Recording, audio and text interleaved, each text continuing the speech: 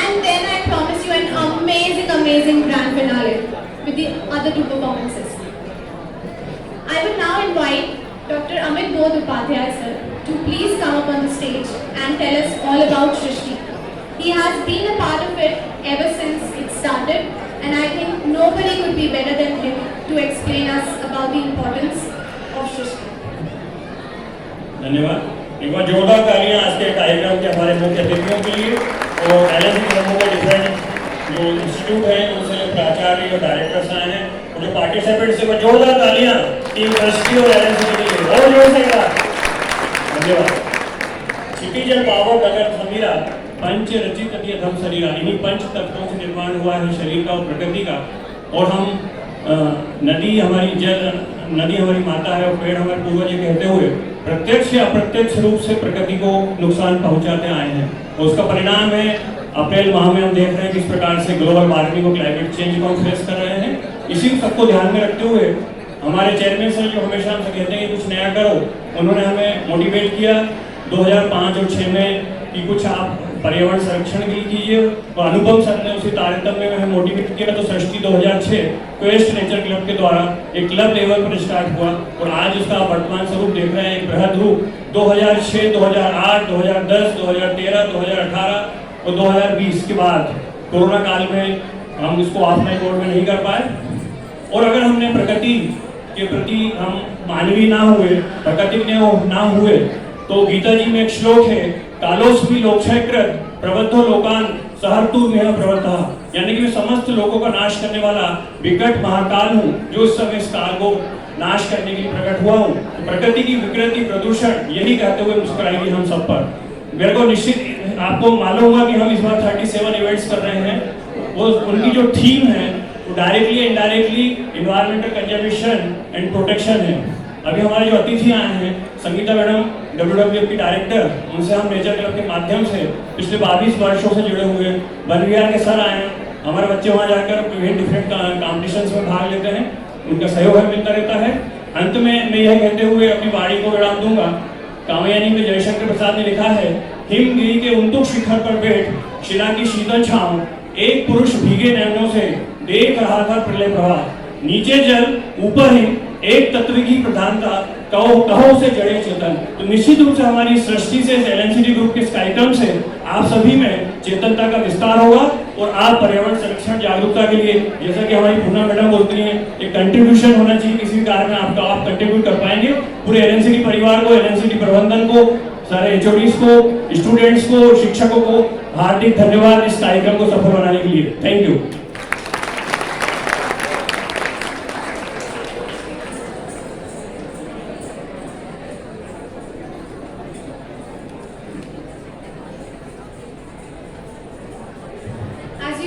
We have our very special guests with us, all of them. And अभी जैसा Amit sir ने कहा, हमारे साथ संगीता मैम है। And I would request जब हम सस्टेनेबिलिटी की बात करते हैं तो संगीता मैम से रिफ्रेन नहीं किया जा सकता। I would really appreciate ma'am, please come up on the dais and share your thoughts about it.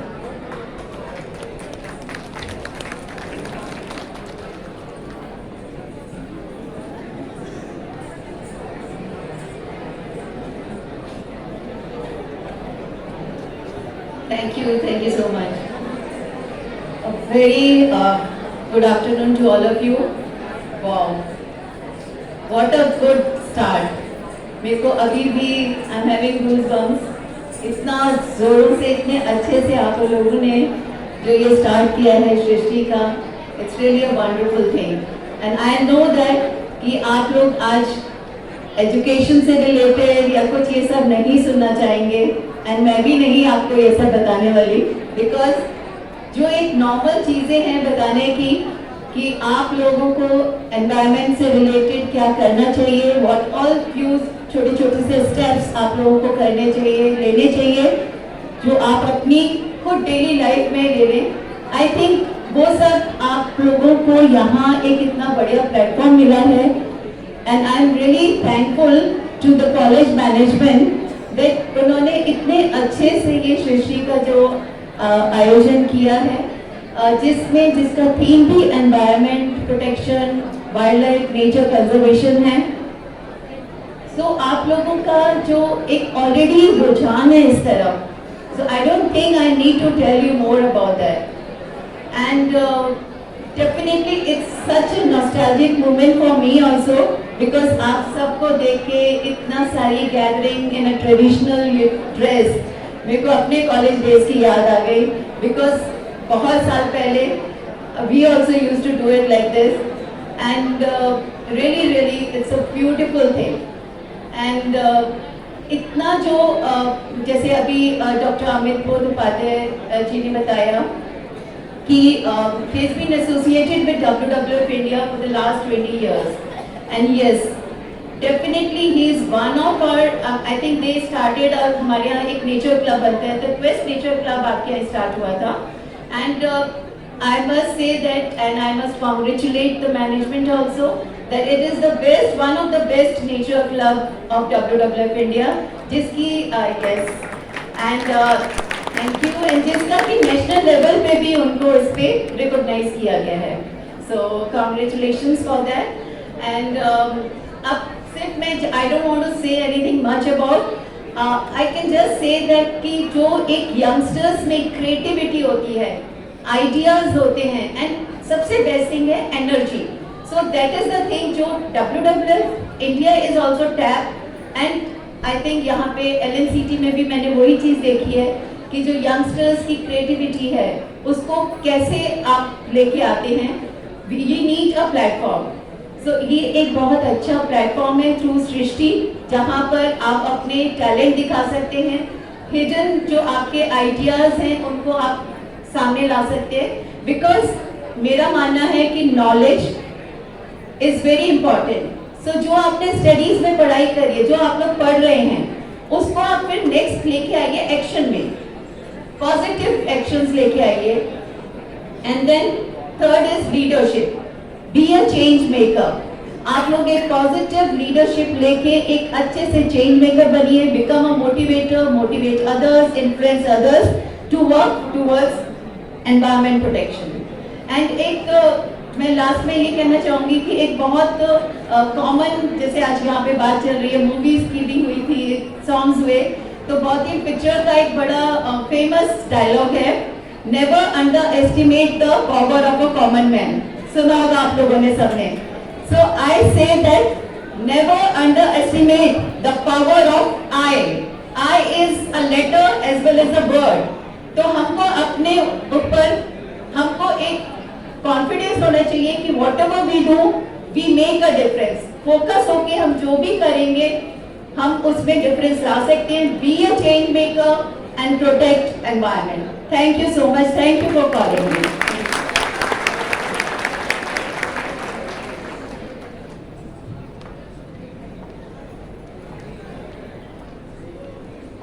Thank you so much, ma'am, for your words. We have S.K. Sinha sir as well with us. And Van Vihar एक बहुत ही खूबसूरत सी धरोहर है भोपाल में. और ये कहते हुए मुझे बिल्कुल भी शक नहीं है कि सिन्हा सर की वजह से वहाँ हर दिन कुछ ना कुछ नया towards environment, towards innovation, towards entrepreneurship as well is happening. And Sinha sir, I would be glad if you please come up on the stage and share your thoughts about Srishti. Please give him a round, loud round of applause, everyone.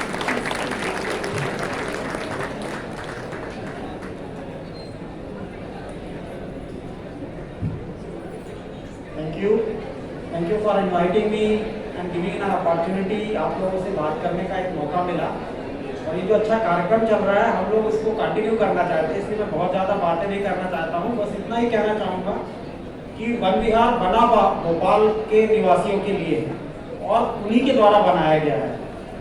हम लोग तो सिर्फ समय के साथ आते जाते हैं, सरकारी कर्मचारी हैं जो अपना रोल निभाते हैं. बना इसलिए है आज ऐसा अच्छा कि आप लोग यहाँ पर हैं, और भोपाल जैसे शहर के लिए भी गौरव की बात है कि भोपाल में वन विहार है, और उसके कारण से लोगों के में वन्य प्राणियों के प्रति इतनी जागरूकता है कि आपको मालूम ही होगा कि वन विहार के चारों तरफ और भोपाल के चारों तरफ यदि आप देखें तो 18 टाइगर्स रहते हैं, जो ऐसे किसी भी सिटी के लिए बहुत प्राउड की बात होना चाहिए कि 18 टाइगर सिटी के पास रहते हैं और कोई कॉन्फ्लिक्ट नहीं है. कभी कभी घटनाएं हो जाती है। एक इंजीनियर टाइगर था, इंजीनियर बनने के लिए मैनिट में चला आया था तो अभी भी इंजीनियर के नाम से इसको जाना जाता है। ये सब इसलिए संभव है कि आप लोग यहाँ पर हैं, और मैं चाहूंगा कि LNCT के लोग वन विहार आते रहे। अभी मैं वाइस चांसलर सर से भी बात कर रहा था, बहुत सारे ऐसे कार्यक्रम हैं जिसके द्वारा हम आपसे जुड़ सकते हैं और प्रकृति के लिए कुछ अच्छा कर सकते हैं। सृष्टि जैसे कार्यक्रम जो कि 2006 से यहाँ पे चल रहे हैं, अभी मुझे बताया गया कि 37 प्रकार के कार्यक्रम इसके अंदर है और सभी का थीम एनवायरनमेंट के ऊपर है। ये बहुत ही अच्छी बात है कि एक टेक्निकल कॉलेज में एनवायरनमेंट के प्रति इतनी जागरूकता रखी जा रही है। ये ऐसे कार्यक्रम, मेरा तो पर्सनली ये मानना है कि इंजीनियरिंग की पढ़ाई तो आप कर ही सकते हैं। आजकल संचार की दुनिया में इतना संसाधन उपलब्ध है कि एक प्लेटफॉर्म आपको मिला है, आप बहुत ऊपर जा सकते हैं। तो ऐसे कार्यक्रम हैं जो आपको वास्तव में अपने जीवन जीने के लिए आगे काम आएंगे और काम आते रहेंगे। तो आप एंजॉय करें। मैं सभी पार्टिसिपेंट्स जो सृष्टि कार्यक्रम में भाग ले रहे हैं उनको धन्यवाद देता हूं और चाहता हूं कि ऐसे कार्यक्रम जुड़ते रहें। LNCT मैनेजमेंट से भी अनुरोध है कि वो वन विहार, उनके लिए हम कुछ कस्टमाइज प्रोग्राम भी कर सकते हैं। लगातार हम लोग मिलते रहें और वन विहार आते रहें। Thank you.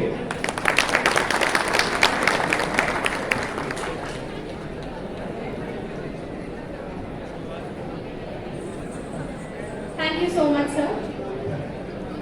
So I promised everyone more performances, right? But first I need all the excitement back, जो कि इतने अच्छे से सेट हुआ था. Just get every beat of you back, and then we'll start with the coming up performances. So हमने Rajasthani dance देख लिया, पंजाबी डांस देख लिया. गुजरात कैसे पीछे रह सकता है? There is always this Guju urge to perform Garba. So presenting next, beautiful dance form, Garba.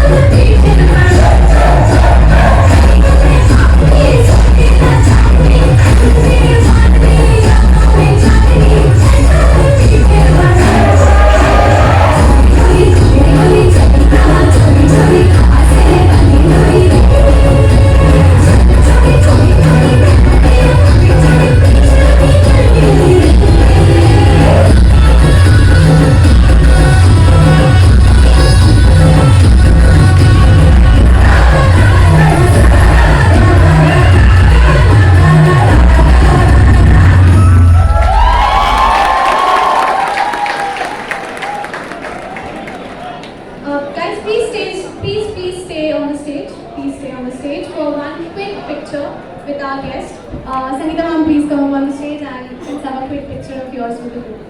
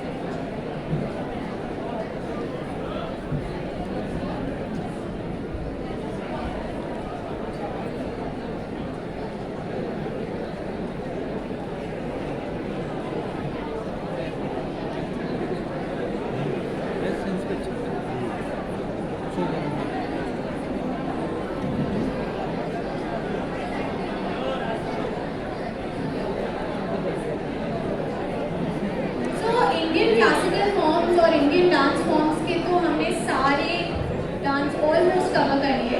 Let's now finally vibe into the western tunes, but with a pinch of our very own Oscar winning song Naatu Nathu.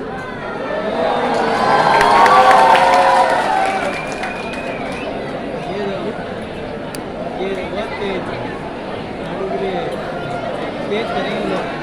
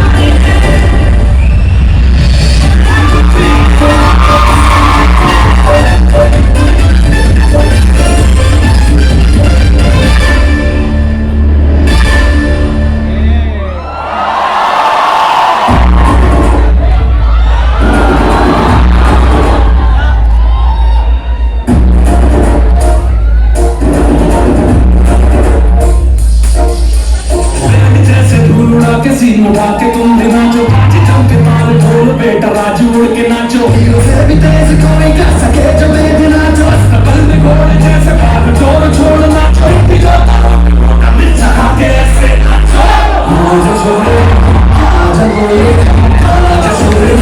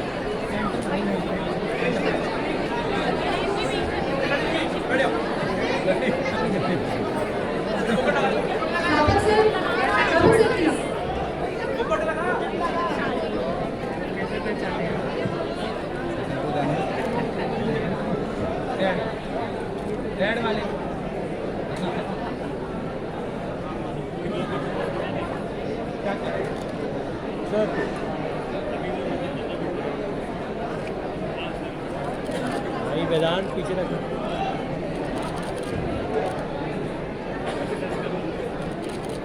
Thank you. आया बोलो. Dance में जरूर आ गए. अरे यार तो स्टेल्स चाहिए मुझे. बिठा देंगे.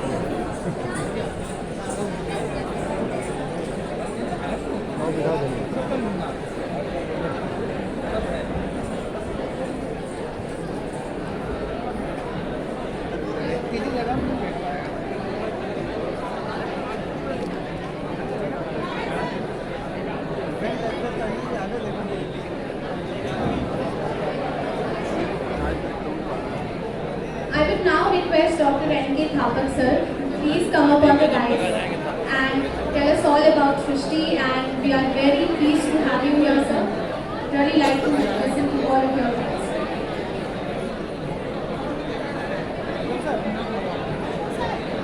हेलो, सभी स्टूडेंट्स कोऑर्डिनेटर्स पार्टिसिपेंट्स सही हैं। अभी आपकी इवेंट शुरू नहीं हो रही है। हमारे मुख्य अतिथि बीडी शर्मा जी कुछ ही क्षणों में हमारे बीच में आने वाले हैं, तो ये बाहर नहीं जाए प्लीज। 10 मिनट और आ जाइए। ध्यान से सुनिए। थापक सर जो पीसी हैं वो एड्रेस करने जा रहे हैं। अभी कोई इवेंट स्टार्ट नहीं हो रही है आपकी, और आपको टाइम दे दिया जाएगा जो रिक्वायर्ड है। कंटिन्यू होगी इवेंट। अपने पास 2 दिन है, बैठ जाइए।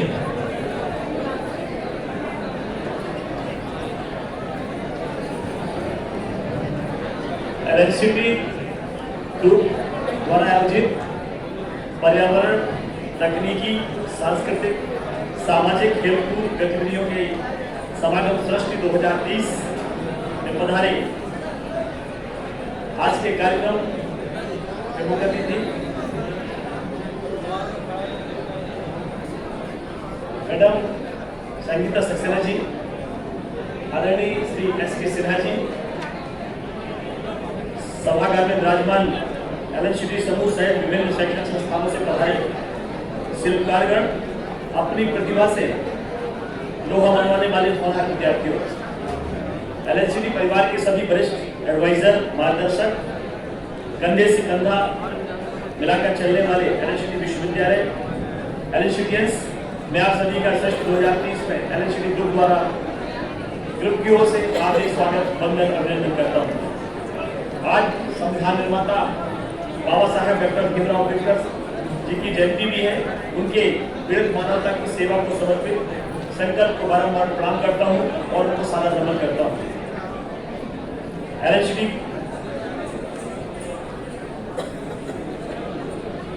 ग्रुप, एलएनसीटी संस्थान या यूं कहें प्रदेश के अकादमिक स्तंभ, शिक्षा के क्षेत्र में बहुत ही सरल, सहज, स्पष्टवादी। आपकी गणना उन शिक्षा के क्षेत्र में अग्रदूतों में होती है जिन्होंने समाज सेवा को मौलिक चिंतन, मनन और उत्कृष्टता प्रदान करने में अपने आप को खपा दिया। शिक्षा, अकादमिक श्रेष्ठता, अंतर्राष्ट्रीय स्तर पर अपनी पहचान बनाने हेतु अपूर्व संघर्ष, विश्व पटल पर एलएनसीटी की पताका फहराने वाले, अपनी आयवरी प्रभावशाली वक्तव्य, संगठन कौशल शैली, अनेक क्षेत्रों में एक साथ मूर्धन्यता प्रदर्शित करने वाले अलौकिक व्यक्तित्व के धनी एलएनसीटी ग्रुप के संस्थापक आदरणीय श्री जयंत चौकसे जी, कार्यक्रम में मंच पर विराजमान लोक चेतना की संवाहक, भारतीय संस्कृति को रोग रूप में प्रवाहित करने वाली, भारत की खाती अस्मिता को अपनी जीवन शैली में उतारकर मानव जीवन को सार्थकता प्रदान करने वाली एलएनसीटी विद्यापीठ विश्वविद्यालय की परम सम्मानीय कुलाधिपति आदरणीय Poonam Chouksey madam, LNCT group के सेक्रेटरी एवं एलएनसीटी विश्वविद्यालय की यशस्वी चांसलर, प्रो चांसलर आदरणीय अनुपम चौकसे जी, एलएनसीटी विद्यापीठ की pro chancellor doctor Sunita Chouksey ji,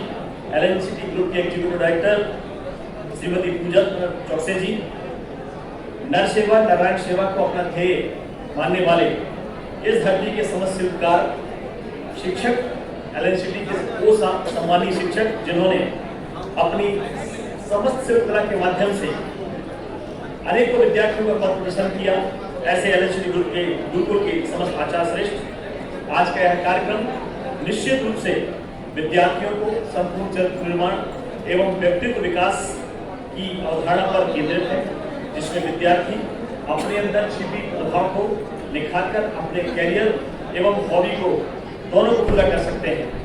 LNCT हमेशा से ही अपने संघर्षों से अपने छात्र छात्राओं में भारतीयता, संस्कृति, संस्कारों को शिक्षण के माध्यम से जीवन में उतारने की प्रेरणा देने हेतु प्रतिबद्ध रहा है। एलएनसीटी अपने संघर्षों से यदि अलग खड़ा हुआ है, उसका एक ही कारण है संस्थान की संस्कृति, परिवेश, अनुशासन, नियमितता, अनुशासन, कुछ नया करने का दम साहस और दृढ़ इच्छा शक्ति, साथ ही अपने सभी विद्यार्थियों की उज्जवल भविष्य संवारने की प्रतिबद्धता।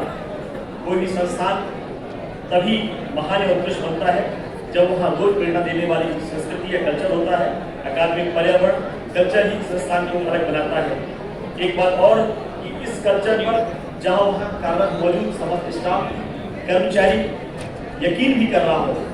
हम सब सौभाग्यशाली हैं कि एलएनसीटी अपने 30 वर्ष पूर्ण करना है और हमारे संस्थान में ऐसे बहुत सारे लोग हैं जो 25 से अधिक वर्षों से हैं। तो ये साबित करता है कि हमारे यहाँ की जो कल्चर है इसको हमारे कर्मचारियों ने, हमारे साथियों ने भी स्वीकार किया है। संस्थान कोई भी हो, गुणवत्तापूर्ण शिक्षा के लिए शैक्षणिक पर्यावरण बनाए रखना महत्वपूर्ण होता है, जिसमें विद्यार्थियों का, स्टाफ का वर्क प्लेस पर एंजॉय कर काम करने की होड़ लगी होना चाहिए। मुझे ऐसा प्रतीत होता है कि मैं 5 साल से एलएनसीटी ग्रुप से जुड़ा हूँ। हर व्यक्ति में एक अलग जोश है, अदम्य साहस है। किसी भी काम को करना हो वो सब हमेशा तत्पर रहता है, खुश होकर काम करता है। ये निश्चित तौर पर ये जाहिर करता है कि आप स्वयं संस्थान को अपना मानते हैं। साथ ही जो पॉजिटिव एनर्जी है ये फ्लो कर रही होती है, यह बहुत महत्वपूर्ण है। हम सौभाग्यशाली हैं कि एलएनसीटी ग्रुप इस मायने में लकी है। यही कारण है कि हम आज सेंट्रल इंडिया के उत्कृष्ट शिक्षा प्रदाता संस्थान बने हुए हैं। इसमें हमारे विद्यार्थी, शिक्षक, प्रबंधन सभी की बराबर की भागीदारी है।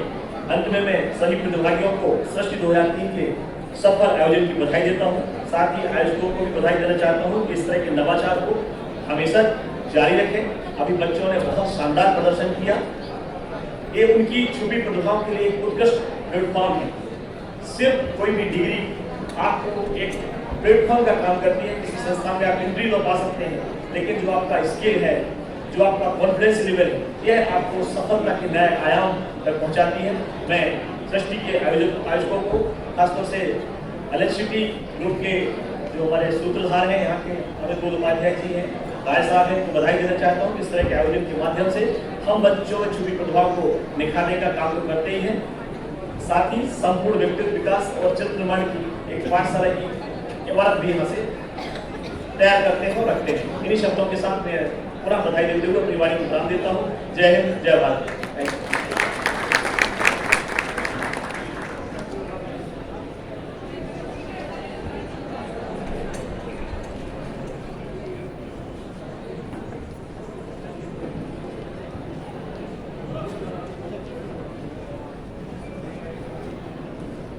Thank you so much, Tapak sir. I would now request all our guests to please come up on the stage.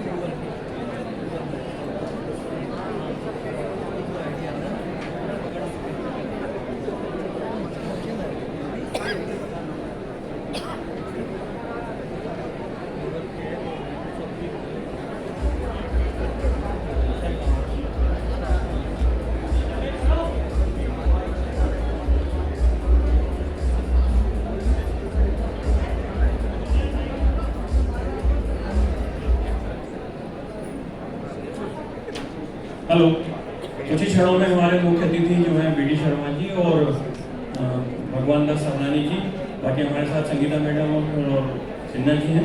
आए तो आप जो अपना एनएनसीटी का जोश, उसका एनर्जी उसको शो करें, खड़े होकर जोर से ताली बजाना सब लोग, पैसा नहीं बोलते तो बजाते रहो। हाँ, बहुत मजा आता है। जोर से ताली बजाएंगे, खड़े होकर स्टैंडिंग ओवेशन देंगे। परंपरा है, भारतीय परंपरा में संस्कृति का अच्छा स्वागत होना चाहिए। फिर वो स्टेज पर आएंगे, एड्रेस करेंगे, तो अपने को ध्यान से सुनना भी है। बहुत कई बातें से होती हैं जो एक स्पीच से आपका लाइफ चेंज कर जाती है, कुछ शब्द या कुछ पंक्तियां, ठीक है ना। निराश मत हो, आपका प्रोग्राम जो टाइम गया उसको एक्स्ट्रा टाइम दिया जाएगा और कंटिन्यू कर लेंगे, अपन संडे को भी आ जाएंगे, ठीक है ना।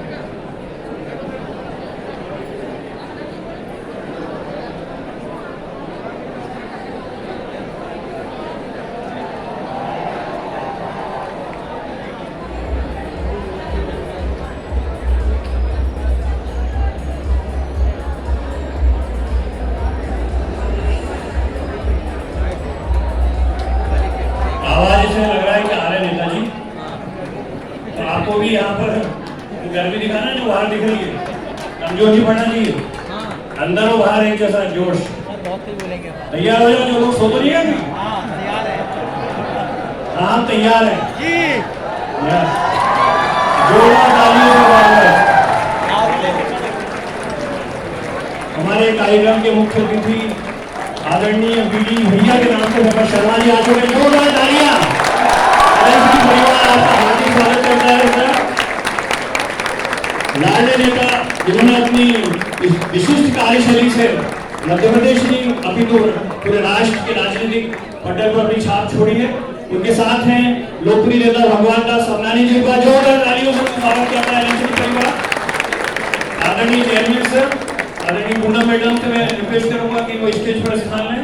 स्थापक sir Sangeeta Saxena madam WWF की डायरेक्टर और Sinha ji assistant director one Bihar, आप सभी स्टेज पर पधारिए।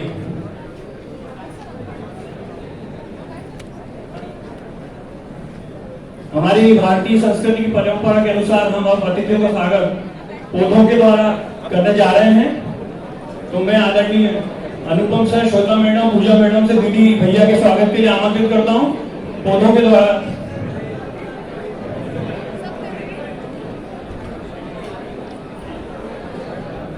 साथ में सबसे पहले सरस्वती जी के समक्ष में आमंत्रित करता हूं अतिथियों को कि वो पुष्प अर्पित करें। महावर्णः सरस्वती प्राचेत्यति केतना दियो विश्वाः विराजति। और आज जैसे कि अंबेडकर जयंती है तो हम उनसे निवेदन करेंगे कि हमारे संविधान के निर्माता अंबेडकर जी के समक्ष भी हमारी श्रद्धा हम अर्पित करें पुष्पांजलि के द्वारा। सरस्वती जी निश्चित रूप से हमारी बुद्धियों को प्रकाशित करेंगी, जिससे हम राष्ट्र उत्थान में, समाज के कल्याण में अपने राष्ट्र को सर्वोपरि रखेंगे, अपना योगदान सुनिश्चित करेंगे।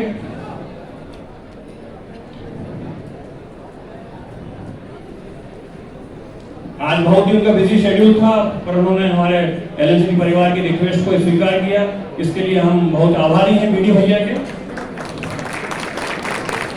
जोरदार तालियां एलएनसीटी। आदरणीय अनुपम सर, मैं रिक्वेस्ट करूंगा कि बीडी भैया का बहुत स्वागत करें। श्वेता मैडम, पूजा मैडम, ऐसी इच्छा है चेयरमैन सर की कि आप सभी स्वागत करें। प्लीज आइए।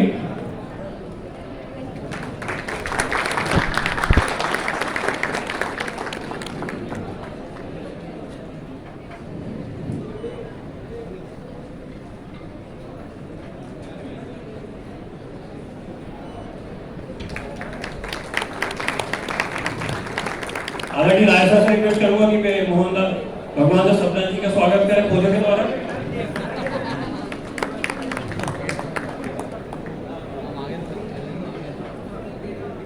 Thank you. मैं आदरणीय अनुपम सर को आमंत्रित करता हूं वेलकम एड्रेस है। तो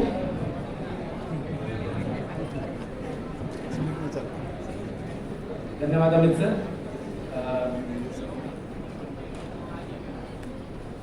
मध्य प्रदेश भाजपा के अध्यक्ष माननीय श्री शर्मा जी, हमारे आज के मुख्य अतिथि जिनने अपन आज अम्बेडकर जयंती है, भारत के संविधान के निर्माता, उनके सम्मान में कुछ प्रोग्राम थे, भैया को जाना था, उसके बाद उन्हें समय निकाल के आए हैं हमारे प्रोग्राम में। आदरणीय श्री गोपाल जी, समस्त मंच, हमारे शिक्षकगण और जो स्टूडेंट्स काफ़ी देर से इस सभागार में हैं। एलएनसीटी, जैसा कि अमित सर ने प्रस्तावना में बताया कि 2005 में हमने सृष्टि प्रोग्राम शुरू किया था। हमारे 2 प्रोग्राम हर साल शेड्यूल रहते हैं, एक प्लानिट इंजीनियर्स और एक सृष्टि। प्लानिट दोनों का कॉन्सेप्ट लगभग सेम है। एक में टेक्निकल इवेंट्स होते हैं, दूसरे में टेक्निकल इवेंट्स होते हैं जिनके साथ पर्यावरण के ऊपर सोच है। इस बार हमने जब प्रोग्राम ऑर्गेनाइज किया तो जो मैं अमित उपाध्याय सर और अमित श्रीवास्तव सर जब आया तो मैंने बोला सर अपन जिस मौसम में करना चाह रहे हैं उसमें अपन कैसे पॉसिबल। मुझे याद है 2005 में जब हम कुछ ऐसे प्रोग्राम्स ऑर्गेनाइज किया करते थे तो उस टाइम भोपाल का टेम्परेचर 35 डिग्री हाईएस्ट हुआ करता था, और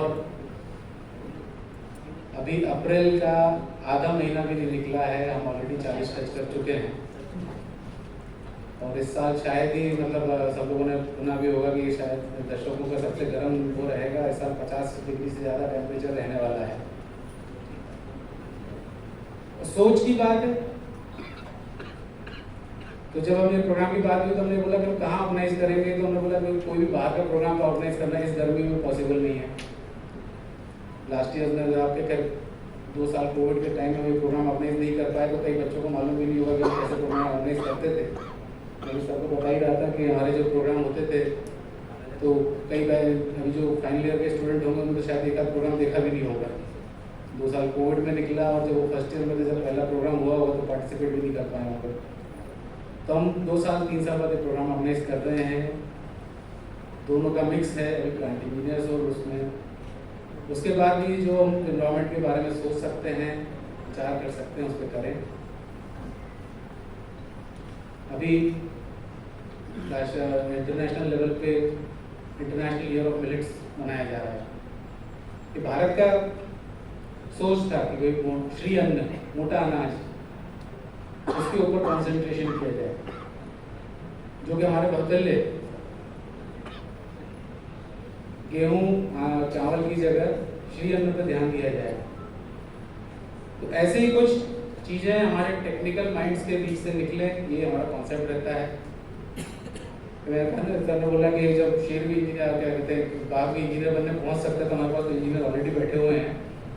तो इंजीनियरिंग माइंड्स हैं जो कुछ ऐसे प्रोग्राम्स में ऐसे विचारों में कुछ अपना नया ला सकते हैं, बस उसी कॉन्सेप्ट पर हम सृष्टि हर साल ऑर्गेनाइज करते हैं। और अगले साल तक आई होप, फिर 2 साल से होप कर रहा हूँ पर अभी थोड़ा टाइम ज़्यादा लग गया, अगले साल तक होप कर रहे हैं कि हमारा ऑडिटोरियम तैयार हो जाएगा और फिर हम 2000 बच्चों को बैठा के साथ में ऐसा प्रोग्राम ऑर्गेनाइज कर पाएंगे। मैं इस प्रोग्राम के लिए सभी बच्चों को फिर से और सभी ऑर्गेनाइजर्स को फिर से बधाई देता हूँ और भैया को धन्यवाद देता हूँ। Thank you sir. इसके पश्चात मैं आदरणीय चेयरमैन सर का आमंत्रित करता हूँ कि वे अपने आशीर्वचन से हम सभी को बोलते हैं।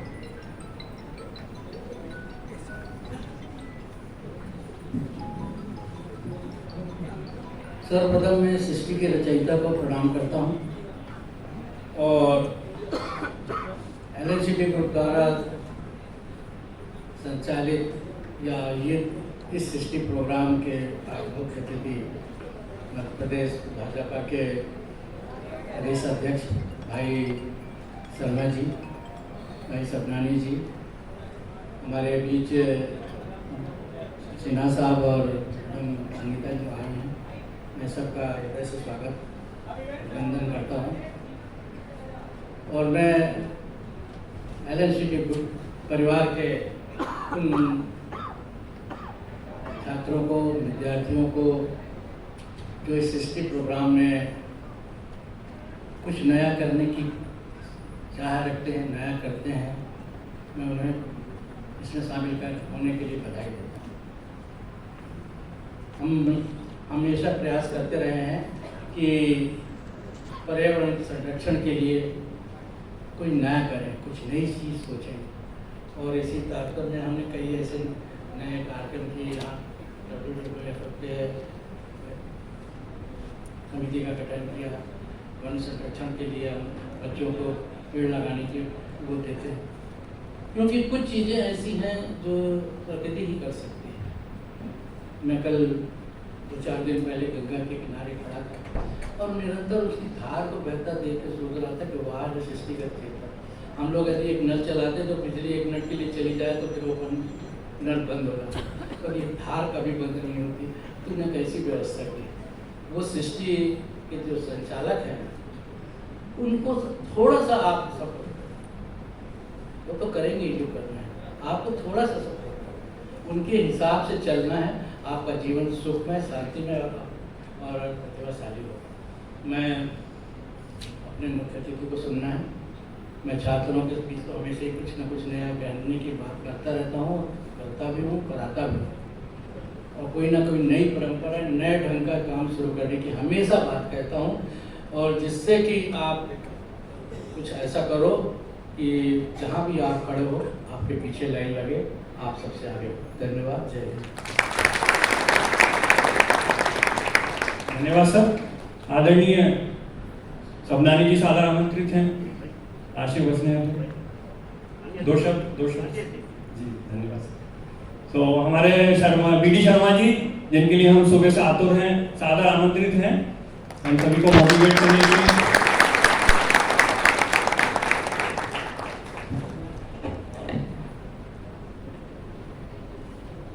बोलिए भारत माता की जय। छात्रों की आवाज में तो दम है। भारत माता की जय। आज हमारे JNCT ग्रुप के सृष्टि 2023 के इस कार्यक्रम में शुभारंभ के अवसर पर हमारे बीच उपस्थित समूह के हमारे चेयरमैन आदरणीय JN चौकसी जी, मेरे साथ काम कर रहे भारतीय जनता पार्टी के प्रदेश के महामंत्री भगवान दास सबनानी जी, युवा नेतृत्व किस प्रकार से एक इतने बड़े संस्थान को संभालने की जिम्मेदारी जिनके ऊपर है वो भी मेरे साथ काम कर रहे हैं, ऐसे भाई अनुपम चौकसी जी, आदरणीय सिन्हा जी, आदरणीय संगीता जी, पूनम चौकसे जी, बहन पूजा श्री जी और उपस्थित हमारे यहाँ विजय अठवाल जी भी हैं जो मुझे यहाँ लेकर के आए। नहीं तो बड़ी मुश्किल थी, आज मैं बहुत उलझा हुआ था। और संचालक महोदय कह रहे थे कि जिनके लिए हम लोग आतुर थे, देखिए हम लोग आतुर हैं कि युवाओं के साथ जाएं और युवाओं से मिलें, इसलिए मैं आज आया हूं। लेकिन मैं आपको एक विश्वास दिलाता हूं कि एक दिन मैंने भी अनुपम जी से कहा है कि एक बार युवाओं के साथ हम अपनी बात कह करके तो चले जाते हैं, लेकिन यूथ डायलॉग में, युवा संवाद में युवाओं की बात को सुना जाए, ये हमारी जरूरत है आज की। तो मैं एक दिन आऊंगा, एक बार युवाओं के साथ संवाद हम करेंगे।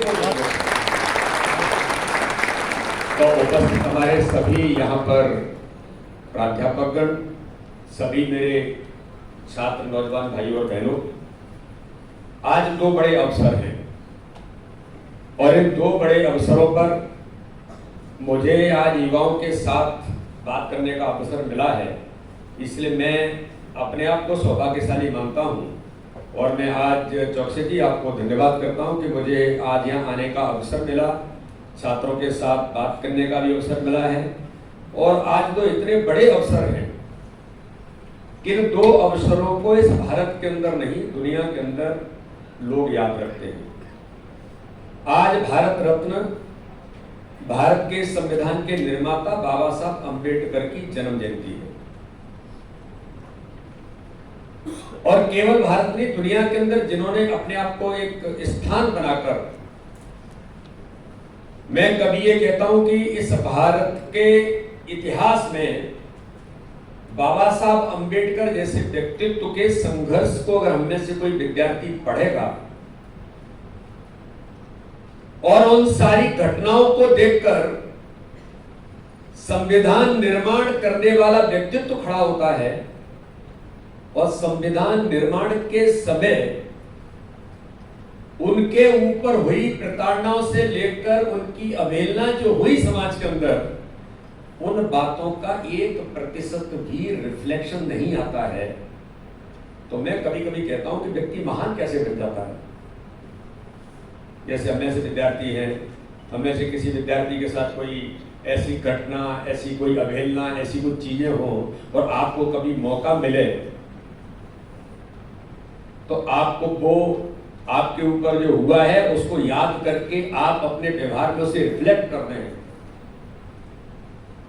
तो अटल बिहारी वाजपेयी जी ने 2-3 लाइनें लिखी हैं, राजनीतिक क्षेत्र में इतने बड़े व्यक्तित्व हैं। उन्होंने कहा है कि छोटे मन से कोई बड़ा नहीं होता और टूटे मन से कोई खड़ा नहीं होता। ये जो 4 लाइन है, तो बाबा साहब अंबेडकर को जब संविधान निर्माण करने का अवसर मिला तो संविधान निर्माण करते समय उन्होंने इस बात को लिखा है और उस संविधान निर्माण की धाराओं में रिफ्लेक्ट किया कि भारत को सशक्त और सक्षम कैसे बनाया जा सकता है, इस संपूर्ण भारत को एक सूत्र में कैसे बांधा जा सकता है, तो संपूर्ण भारत के आगे ले जाने के लिए दुनिया का नेतृत्व करेगा। आज हम गौरवशाली हैं कि आजादी के 75 वर्ष पूरे होने के बाद आज हम देखते हैं कि बाबा साहब के संविधान के निर्माण के आधार पर आज ये भारत एक सूत्र में बंधकर सामाजिक समरसता के भाव के साथ आज हम दुनिया के सर्वश्रेष्ठ देश बनने की ओर अग्रसर हैं। तो ये जो बात मैं कहना चाहता हूं मेरे नौजवान साथियों, आज का दिन कि बाबा साहब ने इतना सब कुछ सहा, लेकिन बाबा साहब ने किसी वर्ग के प्रति, किसी क्षेत्र के प्रति उसमें किसी प्रकार का ये रिफ्लेक्शन नहीं आने दिया कि मुझे किसने प्रताड़ना दी। और इसलिए हम बड़े गर्व से कहते हैं कि दुनिया का महान नेता कोई बनता है या बाबा साहब अंबेडकर महान बने तो अपने बड़े मन के कारण से इस भारत का सर्वश्रेष्ठ नेतृत्व करने वाले, संविधान निर्माण करने वाले। तो हम सब लोग जब काम करते हैं और यहाँ जो बैठी हुई पीढ़ी है ये सब पढ़ लिख करके यहाँ से जब तैयार होगी, और मुझे लगता है कि आप लोग भी जब समाज में अन्य क्षेत्रों का नेतृत्व करेंगे तब जरूर मुझे लगता है कि आप लोग भी अपने आपको निर्णय करते समय कि देश आगे कैसे जाएगा, समाज आगे कैसे जाएगा और उसमें मेरी भूमिका कैसे बन सकती है। आज का जो संकल्प हमारा कि बाबा साहब अम्बेडकर ने जो विचार इस देश को दिए हैं, उन विचारों पर आज हम चरितार्थ करने का प्रयास सब मिलजुल करके कर रहे हैं। आज एक और बड़ा दिन है, आज बैसाखी है। हमारे सिख भाइयों ने जो बैसाखी का पर्व होता है, बड़े उमंग और आनंद का पर्व होता है। भारत के प्रधानमंत्री नरेंद्र मोदी जी आजादी के 75 वर्ष पूरे होने पर भारत की युवा पीढ़ी को याद दिलाते हैं, या वो कहते हैं कि आजादी के अमृत महोत्सव के पर्व पर देश के नौजवानों के सामने आज इन बातों को लाने की जरूरत है कि भारत आजाद कैसे हुआ था। आज का दिन इस भारत के कितने नौजवानों को याद है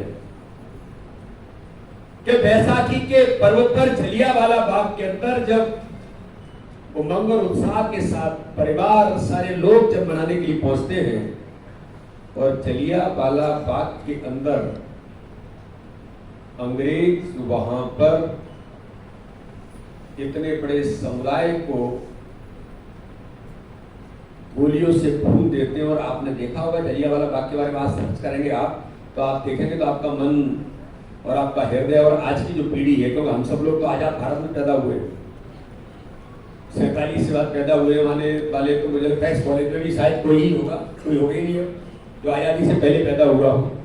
हम सब लोग स्वतंत्र भारत की, आजाद भारत की सूर्य की रोशनी में पैदा हुए हैं।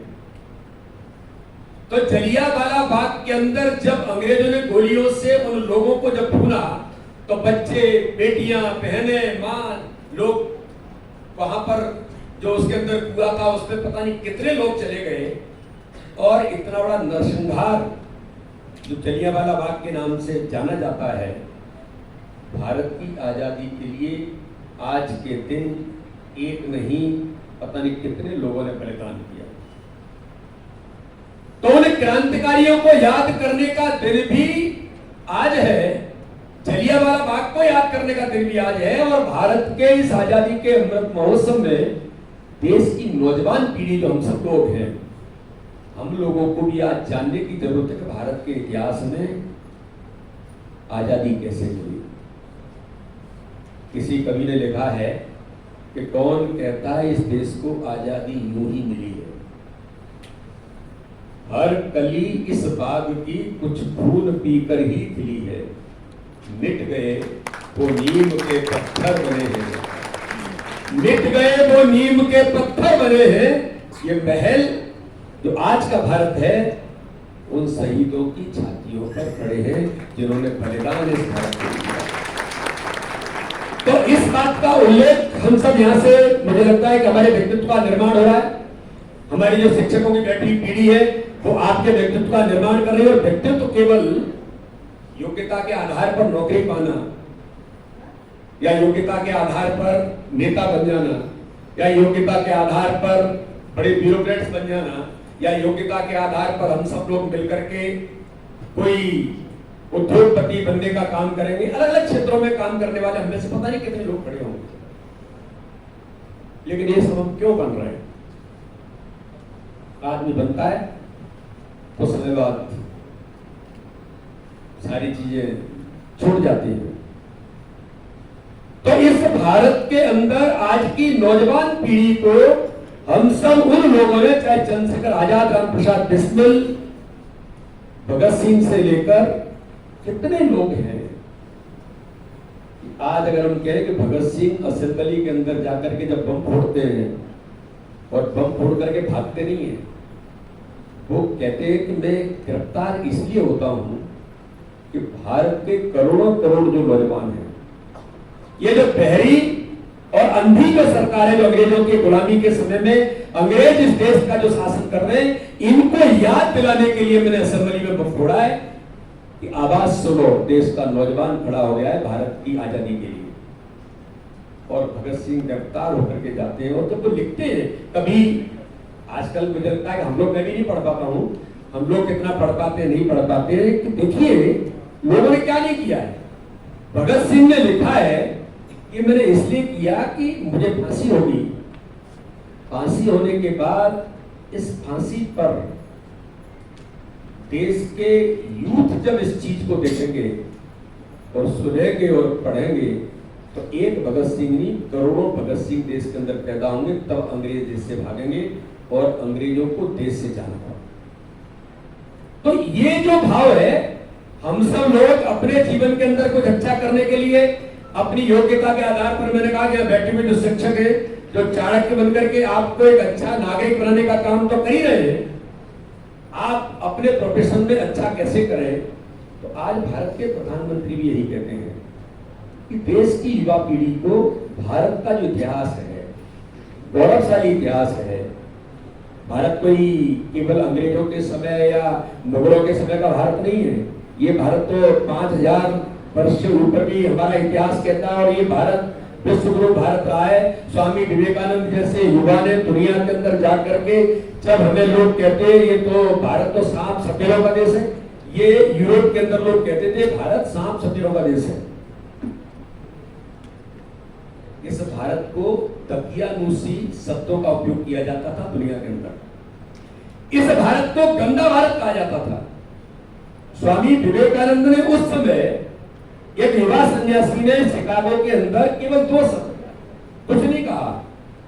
जिस व्यक्ति को समय नहीं मिला धर्म सभा के अंदर, जिस व्यक्ति को जाने से मना कर दिया गया, लेकिन एक प्राध्यापक ने जब उनसे मिला और वहां के प्राध्यापक को उन्होंने केवल इतना कहा कि मुझे 2 मिनट का अवसर चाहिए। भारत की संस्कृति की ताकत कितनी है, मैं आज के नौजवानों को आज इस परिसर में इसलिए बताना चाहता हूं कि आपकी संस्कृति की, आपके स्वत्व की, आपके सनातन की ताकत कितनी है।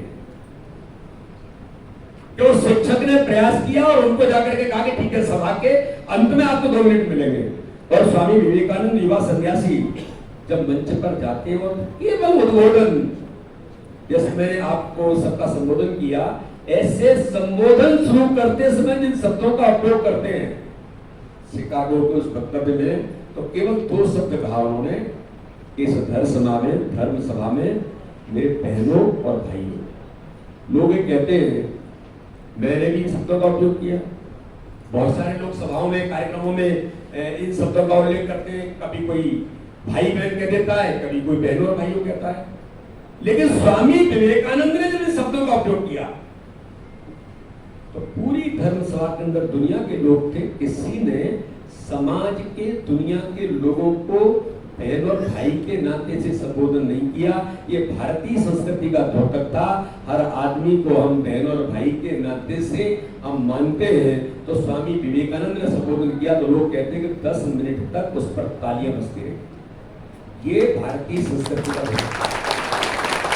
ये भारतीय संस्कृति की पहचान इस शब्दों के अंदर थी, इसलिए लोगों ने उसको एप्रिशिएशन किया।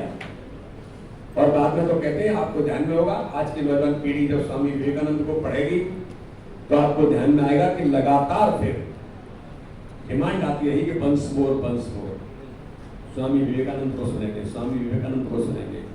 और अमेरिका के अंदर तो फिर ये हो गया था, यूरोप के अंदर तो कि स्वामी विवेकानंद को लोग छूने के लिए, स्वामी विवेकानंद के साथ खड़े होने के लिए पता नहीं क्या क्या नहीं किया। एक संदर्भ मुझे ध्यान में आता है, जो आज की नौजवान पीढ़ी के अंदर कभी कभी लोगों को लगता है हम तो बड़े ओपन है और आज के समय में इस प्रकार की बातें करने की कोई जरूरत है क्या।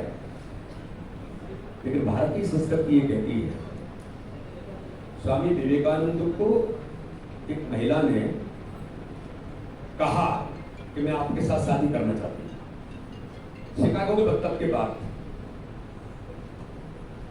तो उन्होंने पूछा कि आप मुझसे क्यों शादी करना चाहते हैं। एक युवा सन्यासी को जब कोई पूछता है और युवा सन्यासी जब इसका उन्हें प्रश्न करता है तो वो बहन कहती है कि आपके जैसा पुत्र मुझे मिले, इतना प्रतिभाशाली, ये मैं चाहती हूं। तो मैं जो आज के युवा पीढ़ी को इस बात का उल्लेख इसलिए कर रहा हूं कि क्यों हम इतने सशक्त दुनिया के अंदर हैं। स्वामी विवेकानंद जवाब देते हैं कि मेरी बहन, अगर तुझे मेरे जैसा ही पुत्र चाहिए तो मुझे ही तुम पुत्र मान लो, मैं आपका पुत्र हूं। ये स्वामी विवेकानंद ने दुनिया को बताया। ये इस भारतीय संस्कृति का भाव था। और इससे मैंने कहा कि आज के इस देश के अंदर हमारी पीढ़ी को, युवा नौजवान, जो मैंने कहा ना कि हम सब कुछ बनेंगे, अलग अलग प्रकार से नेतृत्व करेंगे, लेकिन इन बातों के बारे में भारत के आज के समय में जो देश के प्रधानमंत्री नरेंद्र मोदी जी लगातार कहते हैं कि उस स्वामी, जिस बात को हम लोग कहते हैं कि जिस स्वामी विवेकानंद ने इस भारत माता को क्रम वैभव पर ले जाने का संकल्प और कहा था उस समय कि 100 साल बाद ये भारत विश्वगुरु बनेगा। ये स्वामी विवेकानंद ने ऑफिशियली अपने विचारों में, अपने उद्बोधनों में कहा है कि वक्त आएगा और भारत दुनिया में नेतृत्व करेगा। आप मुझे बताइए मेरे नौजवान साथी हो कि उस समय के नरेंद्र स्वामी विवेकानंद ने तो सपना देखा था, आज का नरेंद्र भारत के प्रधानमंत्री उस सपने को पूरा करने का काम कर रहा है। और मैं केवल इसलिए कह रहा हूं कि मैं भारतीय जनता पार्टी का अध्यक्ष हूं, वो भारतीय जनता पार्टी के कार्यकर्ता के नाते से देश के प्रधानमंत्री हैं, वो भारत के प्रधानमंत्री हैं, लेकिन भारत का परिदृश्य कैसे बदला है, भारत का दृश्य कैसे बदला है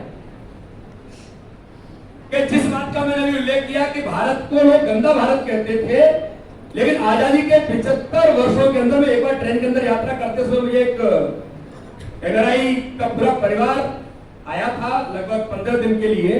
मुझे ट्रेन में यात्रा करते समय मिले, ऐसे मेरा परिचय हुआ, तो उन्होंने मुझे कहा, जब मैं विद्यार्थी परिषद में था, उन्होंने कहा साहब एक चीज के बाद हमें अच्छा नहीं लगता कि हम लोग आते हैं, साल में एक बार हम लोग आते हैं, लेकिन किसी भी डेस्टिनेशन पर जाओ, भारत के जो बड़े बड़े डेस्टिनेशन है, लेकिन जहां जाओ वहां गंदगी दिखाई देती है। लेकिन प्रधानमंत्री मोदी जी ने शपथ लेने के तत्काल बाद झाड़ू उठाया, जिसकी आलोचना भी लोगों ने की कि भारत के प्रधानमंत्री क्या आज झाड़ू लेकर के काम करेगा, लेकिन किसी नेता के शब्दों को, नेता के आह्वान को कोई जनता जनार्दन 140 करोड़ का देश अपने जीवन के व्यवहार में ला सकता है, तो आज हमें गर्व होता है। या तो वो सुभाष चंद्र बोस थे कि जिनके वक्तव्यों पर, जिनकी आवाज पर जनता खड़ी होती थी, तुम मुझे खून दो मैं तुम्हें आजादी दूंगा, या भारत के प्रधानमंत्री मोदी है, वो कहते हैं कि भारत को स्वच्छ बनाना है, तो मुझे नहीं लगता कि सब परिसर में बैठा हुआ एक एक आदमी आज प्रधानमंत्री मोदी जी के उस अभियान को अपने घर में, अपने परिवार में, अपने हॉस्टल में, अपने स्कूल में, अपने कॉलेज में, हर आदमी के जीवन के अंदर उसके व्यवहार में आ गया, अपना भारत स्वच्छ बनना चाहिए। और भारत स्वच्छ बन रहा है। दुनिया के लोग गंदा भारत कहते थे, भारत का एप्रिशिएशन कर, अभी G20 देशों के लोग आए थे, 29 देशों के G20 थे और 9 मित्र देश थे। मेरे संसदीय क्षेत्र में मैं आपका आमंत्रण देता हूं, और अनुपम जी, चौकसी जी कभी प्रयास करेंगे, इनमें से जो भी मेरे नौजवान साथी कभी खजुराहो विजिट करना चाहते हैं तो आप आइए, वहाँ टाइगर रिजर्व भी है और खजुराहो बर्ड हेरिटेज है, यूनेस्को का साइट है, कभी आइए तो मैं आपका आमंत्रण देता हूँ। लेकिन मैं इस बात का उल्लेख कर रहा हूँ कि जब G20 देशों के लोग आ रहे हैं और मैंने वहां शुरुआत की कि स्वच्छता का अभियान ये लगना चाहिए कि छोटा सा शहर है, बहुत छोटा है, नगर परिषद है, और G20 देशों के दुनिया के लोग आ रहे हैं, लोगों को लगना चाहिए। प्रधानमंत्री का आह्वान था कि अपने सांसद सभी जगह पर इतना स्वच्छ और सुंदर बनाए कि परसेप्शन दुनिया के देशों के लोगों के सामने बनना चाहिए कि भारत इतना स्वच्छ है। आप कल्पना नहीं करेंगे, उस दिन से मैंने अभियान शुरू किया था G20 देशों के आने से 1-2 महीने पहले, आज 105वां दिन है, लगातार लोग वहां पर सामाजिक, छात्र सब मिलकर के स्वच्छता का अभियान चलाते हैं, आज भी चला रहे हैं। जब G20 देशों के लोग आए तो उन्होंने इस बात को एप्रिशिएट किया कि कितना स्वच्छ और सुंदर शहर है। वो शहर नहीं, छोटा सा स्थान है, लेकिन मैंने इसलिए कहा कि आज परिदृश्य बदल रहा है। यूक्रेन के अंदर विद्यार्थी हमारे पढ़ने वाले अगर फंस जाते हैं और रूस और यूक्रेन का युद्ध चलता है, आप जरा इतिहास देखिए राजनीति का और दुनिया का, ऐसा कभी हुआ है कि कोई देश एक है कि हमारे बच्चे फंसे हैं और दोनों राष्ट्राध्यक्षों को बात करें, वहां का प्रधानमंत्री, कि आप युद्ध रोकिए, मुझे बच्चों को निकालना है। ये कभी हुआ कि इस दुनिया के अंदर? आज तक के इतिहास में कभी नहीं हुआ है ये। लेकिन भारत के प्रधानमंत्री मोदी जी रूस और यूक्रेन के राष्ट्रपति से बात करते हैं, हमारे बच्चे फंसे, आप युद्ध को रोकिए, बच्चों को निकालना है। तो भारत के बच्चे यूक्रेन से युद्ध के अंदर से भी सुरक्षित निकल करके आ जाते, ये भारत का बच्चे। और दुश्मन देश जिसे कहा जाता है, अमेरिका के वो छात्र जो पाकिस्तान के जो छात्र वहां पढ़ रहे थे, उनको भी लगता है कि बचना है तो तिरंगे के साथ निकल लो, और तिरंगे के साथ निकल करके बैठकों में हो जाए। ये विश्वास दुनिया के अंदर भारत के नेतृत्व का कैसे जागृत हुआ है? अभी अमेरिका के राष्ट्रपति ने इस बात को लेकर के पब्लिकली कहा कि रूस और यूक्रेन के युद्ध को अगर समाप्त करना है, दुनिया बार बार दुनिया के लोग इस पर प्रयास कर रहे हैं।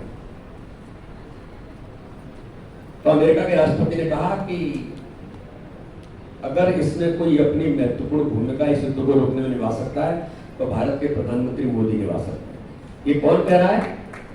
वो देश का राष्ट्रपति कह रहा है जिस देश के राष्ट्रपति ने नरेंद्र मोदी गुजरात के मुख्यमंत्री थे तब ये कह दिया था कि इस आदमी को अमेरिका के अंदर वीजा नहीं मिला। कितना परिदृश्य बदला है। भारत को आत्मनिर्भर बनाना, नौजवानों को किस प्रकार से आत्मनिर्भर, केवल नौकरी के लिए नहीं, नौकरी तो मिलेगी जो संभव है। कल ही 71,000 लोगों को, मैं भी एक कार्यक्रम में सम्मिलित था, ज्योतिरादित्य सिंधिया जी और हम दोनों थे, 71,000 लोगों को कल के दिन अपॉइंटमेंट दिया। माननीय प्रधानमंत्री का संकल्प है कि मैं 10 लाख लोगों को नए रोजगार के अवसर, नौकरी के नाते से वो अपॉइंटमेंट दे रहे हैं। लेकिन प्रधानमंत्री कहते हैं कि दुनिया को भारत के नौजवानों की जरूरत है। दुनिया को भारत के नौजवानों की जरूरत के नाते से हर जगह पर डिमांड भारत के नौजवानों की है। तो ये युवा देश है, ये युवा मध्य प्रदेश है।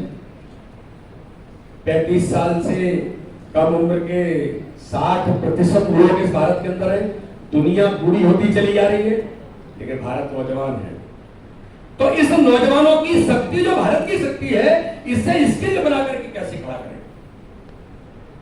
डॉक्टर इंजीनियर तो बनेंगे ही, लेकिन ऐसे काम, छोटे छोटे काम करने वाले लोग जो दुनिया के अंदर जरूरत है, ऐसे स्किल्ड यूथ, तो स्किल इंडिया का अभियान लिया। माननीय प्रधानमंत्री ने मेक इन इंडिया का अभियान लिया।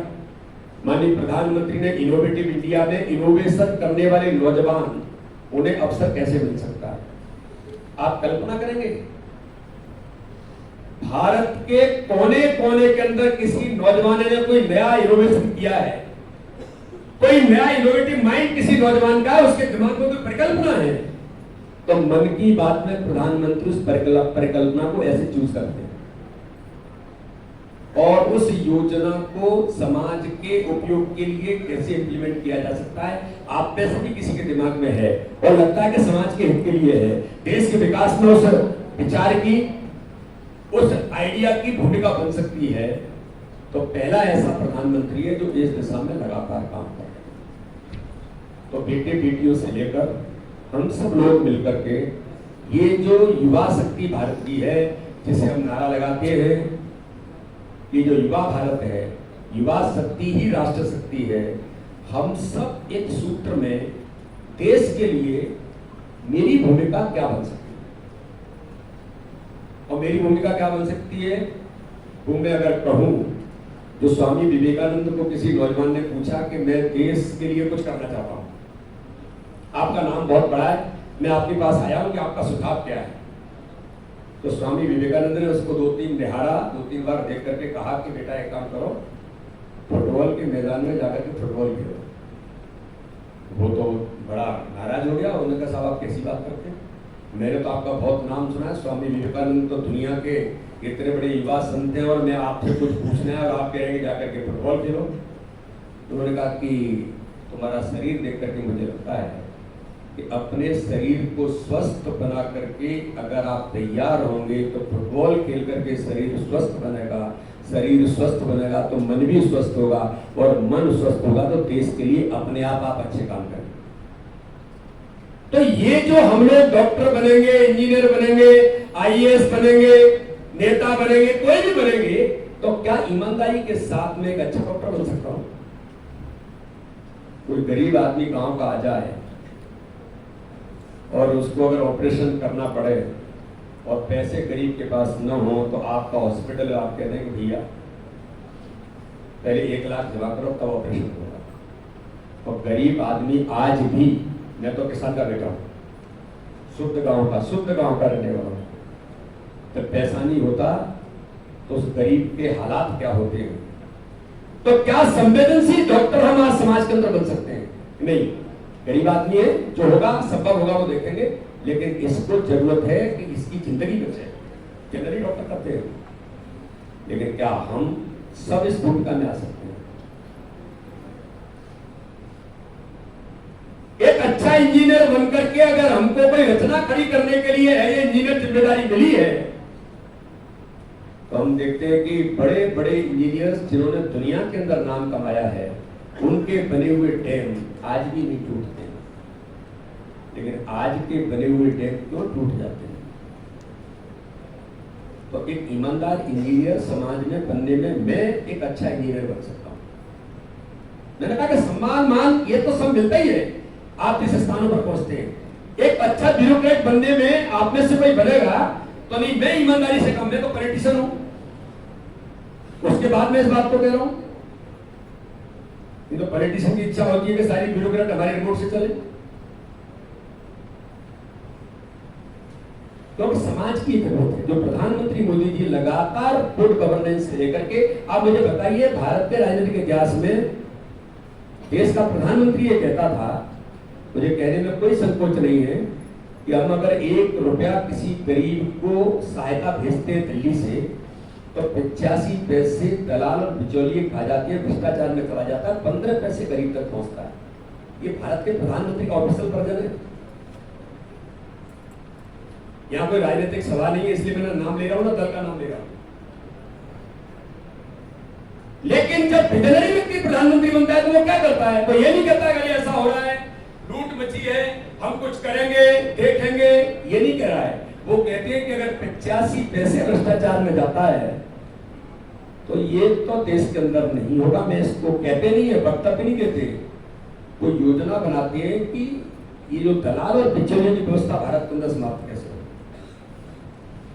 जो करप्शन है, इस करप्शन पर जो 85 पैसे भ्रष्टाचार में चला जाता है, ये अगर गरीब को 1 रुपया भेजा है तो 1 रुपया क्यों नहीं पहुंच सकता है?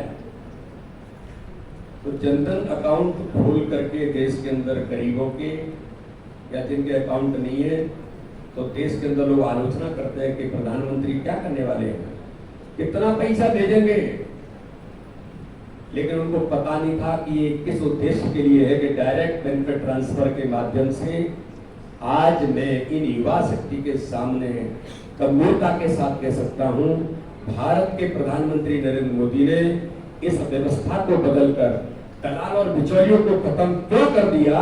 क्योंकि अगर 1 रुपया भी सहायता किसी गरीब को जाती है तो 99 पैसे नहीं, 1 रुपया ही डायरेक्ट बेनिफिट ट्रांसफर से गरीब के खाते में पहुंचता है। ये भारत के राजनीतिक परिदृश्य में बदलाव है। इसे कहते हैं कि गुड गवर्नेंस कैसे कहा जाता है। और इस काम में लगातार प्रधानमंत्री खेलो इंडिया का अभियान शुरू किया। 140 करोड़ का देश है, लेकिन 140 करोड़ के देश में जब ओलंपिक में जाते हैं तो कितने गोल्ड मेडल मिलते हैं? लेकिन खेलो इंडिया के अभियान में टैलेंट सर्च भारत के अंदर गांव से कैसे होगा? ये गांव का देश है। शहर और गांव के विद्यार्थियों को कैसे सर्च करें, उस टैलेंट को निकालें और खिलाड़ी बनकर के वो समाज में भारत का नेतृत्व करें। आज हम इस दिशा में लगातार आगे बढ़ रहे हैं। अभी जब ओलंपिक हुआ, पहली बार भारत के इतिहास में जितने ओलंपियंस गए थे, सीधे उन ओलंपियंस को, खिलाड़ियों को एक भी नहीं बचा। सारे खिलाड़ियों से मैं बात करूंगा, उनको प्रमोट करने के लिए, उन्हें ताकत देने के लिए, तो भारत का प्रधानमंत्री सीधे खिलाड़ियों से बात करता है कि जाओ खेलो, भारत का नाम रोशन करो, हम आपके साथ खड़े हैं। ये परिवर्तन आया।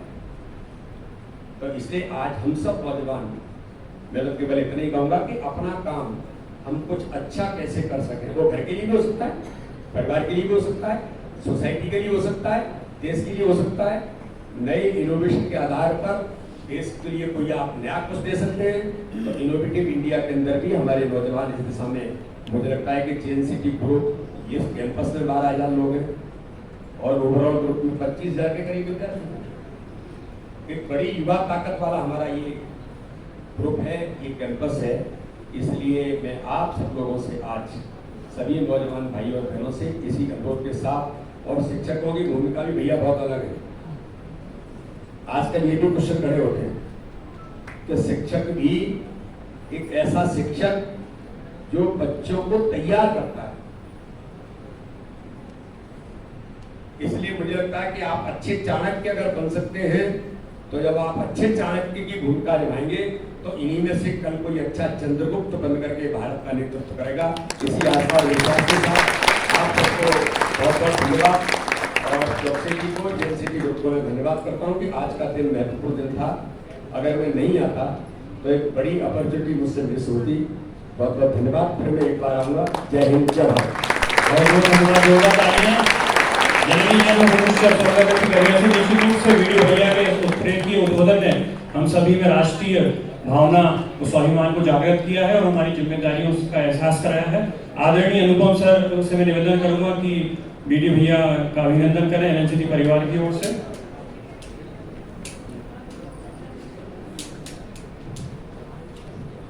बीडी भैया को बताना चाहिए कि हम ये 2006 से आयोजित कर रहे हैं पर्यावरण संरक्षण जागरूकता के लिए, और केवल ये 2 दिन ही नहीं करते हैं, हम इससे प्रेरणा लेकर निरंतर ये कार्य करते रहते हैं। जोरदार तालियां एक बार करुणा जी के लिए। आपकी गरिमा में उपस्थिति ने हमें अभिभूत किया है और प्रेरित किया है कि हम उत्कृष्ट कार्य निरंतर करते रहें इसी प्रकार। महाकाल की कृपा सदैव हम सभी पर बनी रहे।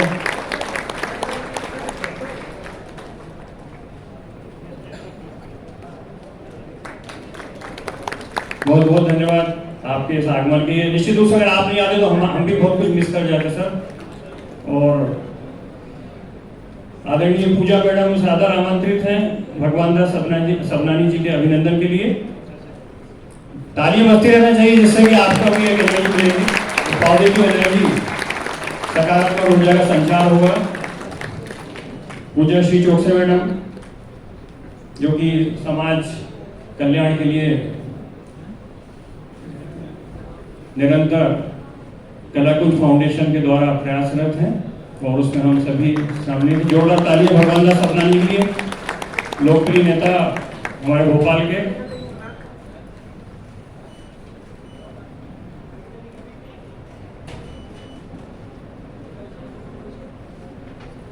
आदरणीय श्रोता मैडम को मैं आमंत्रित करूंगा। संगीता सक्सेना मैडम WWF की डायरेक्टर मध्य प्रदेश छत्तीसगढ़ हमारे बीच में उपस्थित हैं।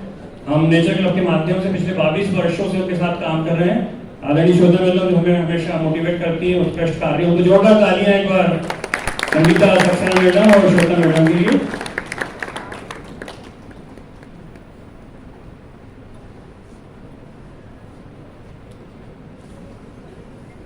आदरणीय राय सर आमंत्रित है अटवाल जी के स्वागत के लिए।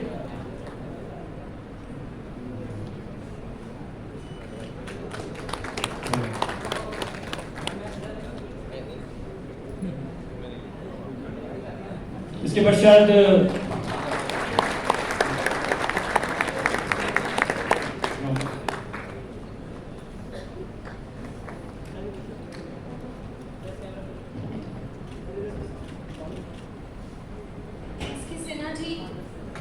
स्वागत करिए सर।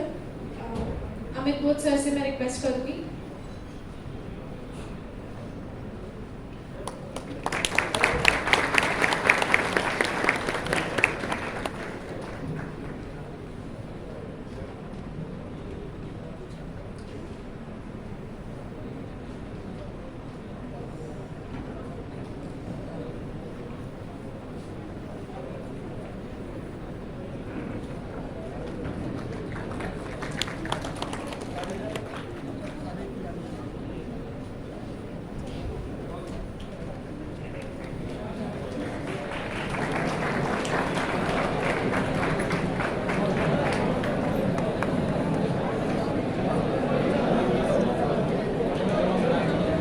आप लोगों को भी बहुत बहुत धन्यवाद। एक बार आप सभी के लिए ताली, हम सबके लिए, आप लोगों ने और